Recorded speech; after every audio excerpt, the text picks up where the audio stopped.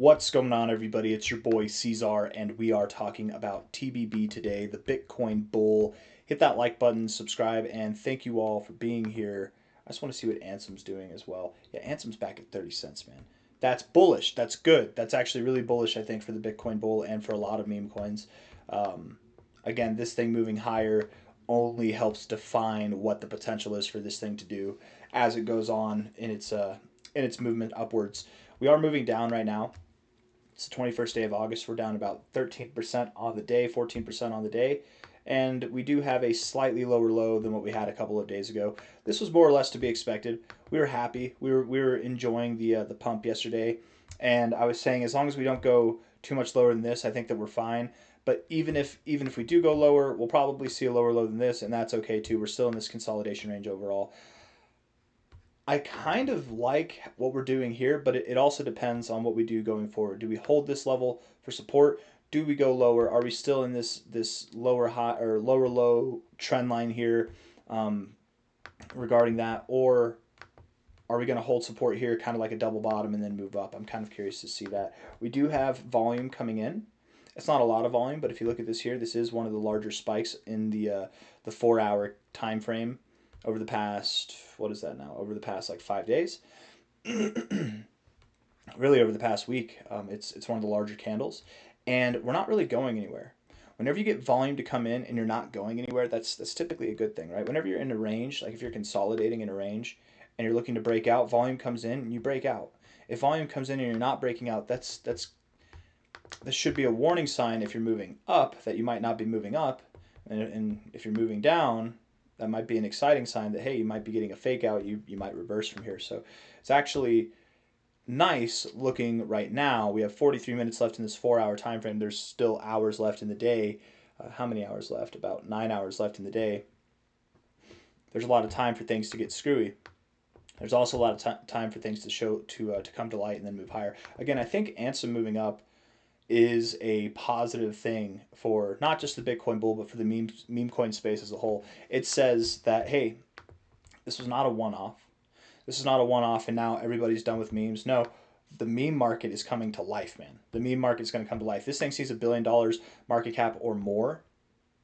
Understand this will be the first meme coin that ran from like sub $1 million market cap to $1 billion this whole year of 2026, right? So that's going to be a big deal. That's going to kick things off, and this did inspire the TBB community. It did inspire Jason Williams to make TBB himself, just to make it better. And again, with that same idea that Ansem has, 1 million followers, 1,300,000 now, and Jason has about 300,000 followers himself. If you were to portion that out by ratio, if you were to idealize what the market cap might be based on that follower count. If Ansem sees new all-time highs, we see $1 billion market cap. You see $1 in price. It's completely possible that TBB could see a multi-$100 million market cap in price or higher, right? Whatever this thing is capable of achieving, this thing is capable of achieving as well, and it also sets the stage for that those higher prices. Anyways, 1.028 cents right now. Now we're only down 10% on the days for moving up a little bit. It's nice to see. We are consolidating. I want to look at the short-term stuff. I mean, we kind of already are, to be fair, but let's look at we'll do the 15-minute time frame and then zoom out from the 1 hour. Let's see. Volume coming in. A lot of wicks there. This is more selling pressure here, but we're not moving down. I like it. No bullish divergence. A little bit of bullish divergence on the MACD. Is that bullish divergence? I guess technically you have it. I like bullish divergence whenever it happens in the oversold zone, not like this, but whatever. Definitely bearish circumstances for both indicators, but it's the 15-minute time frame. An hour goes by and this can change, or maybe a couple hours goes by and it can change. 1 hour time frame bearish on the RSI. We did not hold the 40 as support. We got into the oversold zone, right? Again, the parameters I set for us to behave well and look good and continue to move higher. This idea that we'd hold this higher trend, it just went out the window. Now we're getting oversold, but on the bright side, we are seeing rejections of the oversold zone. Instead of getting in there like this, instead of living in it like this, getting these consistent rejections, it can set you up for a move up. I mean, it did set us up to move up to about 1.3 cents, almost 1.4 cents from these exact same levels here. So kind of an interesting thought. Again, we're moving down, volume's coming in, but we're not moving anywhere. You got breakout volume coming here, and we're not breaking out, which is kind of exciting, honestly. Looking at this through the 4-hour scope, we actually already did this, right? We didn't really look at the indicators, did we? The 4-hour RSI is still bearish, still finding resistance at these areas that you've been finding resistance at. We're looking for a little signal to turn us around, right? Not getting oversold. We don't want to get oversold. Okay, we want to reject the oversold zone or not even touch it. Show us that something is different here, and that we might be ready to do something different. This could be the first sign, relative double bottom here, and then again the quote unquote fake out to the downside is slightly lower low. We look at this low here to this high here. We are right at that 0.5. It wouldn't be a problem if we did go lower. It really wouldn't be a problem if we went to the golden ratio. Again, you've got these lower lows coming in direct succession here. It makes sense. It lines up. If we do go below 1 cent, everything will be fine, hopefully. But you never know. I mean, you really could hold support right here. What we want to see is a higher high. We want to get above this high. We want to break out of this zone, and really ultimately you want to get above the 236.0162. So that's 0.0162 dollars. You want to get above there. 1.62 cents. What else are we going to look at? The MACD. MACD finding a little bit of red here. Yeah, but I don't know, man. These are like you're rejecting the zero, but these rejections aren't that harsh. Typically, when you reject the zero, that can set you up for some very bearish price action. We're not really seeing tremendously bearish price action. We're in this bearish area of the RSI. We're showing bearishness on the MACD, but we're really not doing too much, like anything scary to the downside. It's very structured. We're at prior areas of support here, prior areas of support there, resistance there. Remember, this for a while was the largest consolidation phase that we had for TBB's existence right here. That was it. There was no consolidation that lasted longer from before or even after here until we got to this range. This is the largest consolidation range, and we're finding support within this range at prior resistance, at prior support here, at least as of now. That's what it looks like. So that's good. That just shows, I think, hesitation for people to sell who are aware of the dynamics that are going on here. And then there's also an interest in buying because, again, there's these obvious levels, these key significant levels. People are holding up the floor both ways. You know, if there's a lack of desire to sell, because why would I sell here, right? There's prior support, prior resistance, but then there's also interest. People are like, oh, look, we're probably going to bounce from this levels. Look what we did last time. We moved all the way up here. From here, we moved up. If we do that again, we're going to break out of this. There might be more interest, more added interest in buying here as well. But the MACD, again, rejecting the zero, seeing these weak kind of movements down, it does make me a little bit excited, curious to see what comes next. I want us to break through the zero. I want us to move above it, get overbought in the RSI, stop getting oversold, and really we just need to see some higher highs. Until then, seeing higher or lower highs and lower lows, that's what we've been doing since the beginning of this month, and that might be what we continue to do, which is fine. You know, I was looking at a chart yesterday. I forget which chart it was, but they saw a slightly lower low. It was a very similar chart to this, and it saw a slightly lower low, and then from there, that's whenever it rallied. Maybe it was Brody. I can't remember. Was it Brody? Brody the Roadie? Let's see. Is that how you spell it? Or is it just BR? Might just be BR. Let's see. Yeah, Brody. Was it Brody?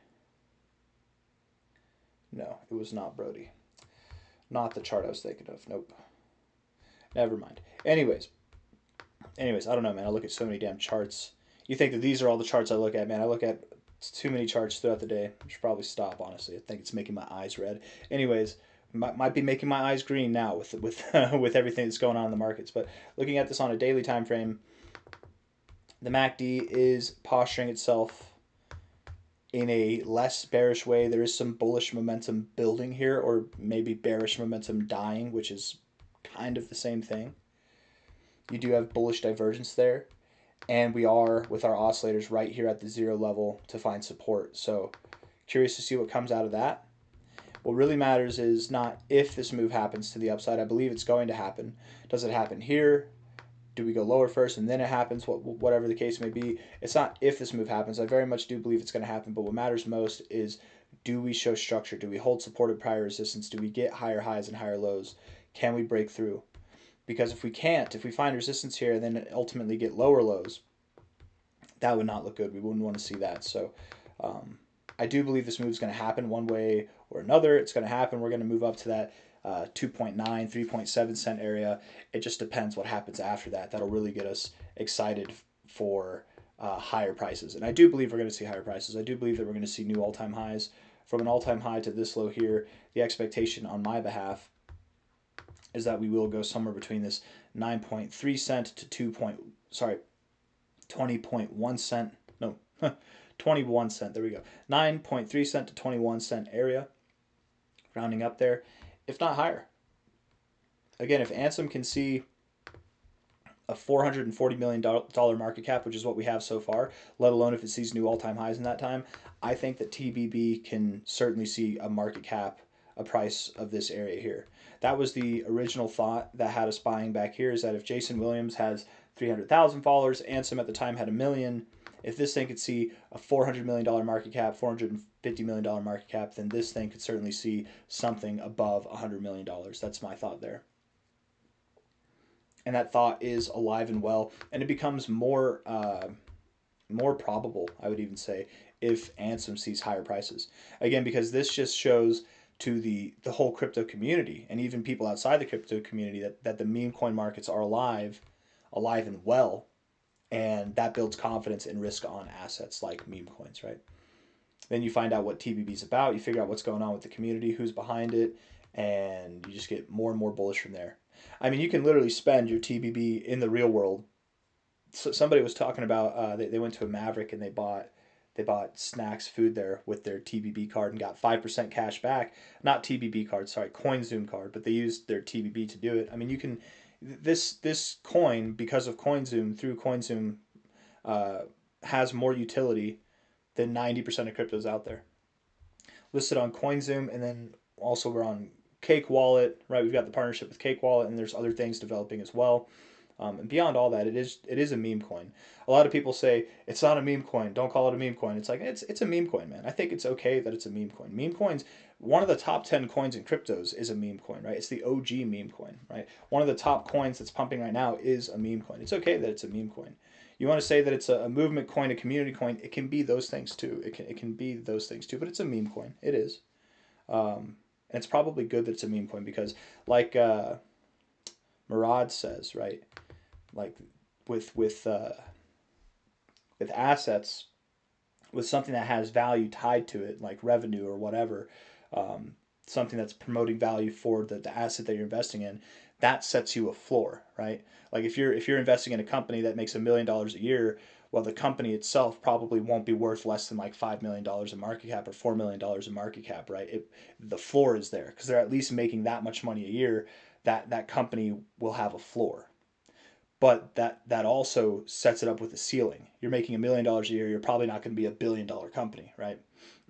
With memes, unfortunately, there is no floor, but there's also no ceiling, right? And that's the benefit of having memes. Because we as holders, we as a community, we decide what an acceptable price is for this. I mean, really, if nobody's selling, if there's only buying pressure going on here, like there was predominantly throughout this, we're just going to move up. What's happening here is there's either strategic selling, trading going on right here, accumulation of more coins, panic selling, probably a mix of that going on, a little bit of this and that here and there, and that's causing the price to go down. Whenever that selling goes away, which I think it is, we're seeing the volume slowly bleed off. When that goes away and there's more buying pressure that steps in, all the sellers go away and there's only buyers left, only holders and buyers left, this price will have no problem slicing through the upside. We have such a low market cap here at $10.3 million that it could be a day, man. Like it could be, as crazy as it sounds, it could be tomorrow. We're sitting at $100 million market cap. Things move very fast when you're at these levels here. I'm not calling for a 10x in one day. I'm just saying when the ball gets rolling, it's going to roll pretty fast. I've got nothing else for you guys. I hope you enjoyed the video. And if you did, hit the like button, subscribe. Thank you all for being here. Excited to see the breakout come in. We're getting there. Volume's dying off. We got to wait a little bit more. I think that this is a good sign. I think Bitcoin moving up is a good sign, and patience, patience, my friends. That's the key there. Whenever euphoria hits the markets, the things that pump the most typically are meme coins and low market cap altcoins. But again, I got nothing else. Take care. See you on the next one. Bye bye.